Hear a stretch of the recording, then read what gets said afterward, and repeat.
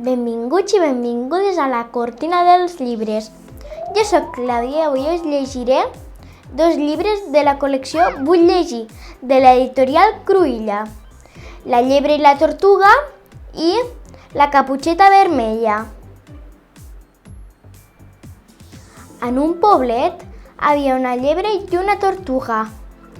La llebre se'n burlava de la tortuga perquè la llebre era més ràpida i la tortuga anava més a poc. Llavors la llebre li va dir: fem una carrera. Segur que et guanyo perquè sóc més ràpida. Llavors la tortuga va acceptar la carrera. Llavors va arribar el dia de la carrera i una amiga serp va dir: preparats, llestos, ja! I en un minut la llebre ja anava molt més avançada que la tortuga. Llavors la llebre, com que sabia que era més ràpida, va dir: faré una becaina. Com que la tortuga és tan lenta, no m'avançarà. Va fer una becaina i va tardar més del que havia de tardar. Llavors la tortuga va avançar la llebre. I quan se va despertar la llebre i va veure que quasi estava a la meta la tortuga, va córrer, però no va arribar a temps. La tortuga va guanyar i des de llavors la tortuga li agrada molt fer carreres. Al mig d'un bosc havia una casa. Allí havia la mare de la caputxeta vermella, que era una xiqueta alegre. Un dia va anar a casa de l'àvia, que estava malalta. Llavors la mare li va donar un cistell amb menjar per a l'àvia i va començar a caminar cap a la casa.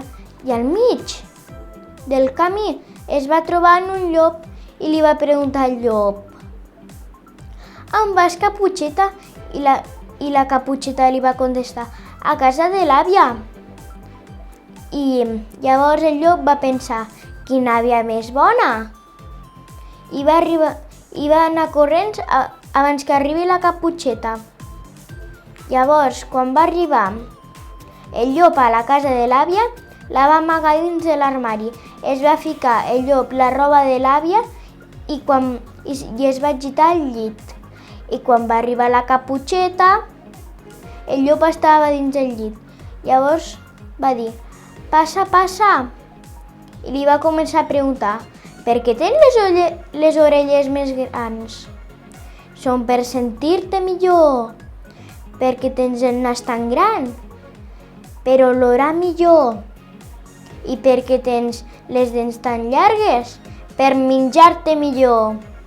Llavors va obrir la porta de l'armari i es va menjar l'àvia i després es va menjar la caputxeta. Però a prop havia un caçador que va entrar dins de la casa. Llavors després va matar el llop i va treure de dins de la panxa a la caputxeta i a l'àvia. I com que dins del cistell havia pastissos, van berenar tots junts a casa de l'àvia. I quan es va fer de nit, la caputxeta va tornar a casa. Esta col·lecció té dos nivells de lectura. En uns que està escrit en lletra de pal, que hi ha una o dues parauletes, i també hi ha un altre que hi ha alguna frase escrita, que és en pal i en lligada.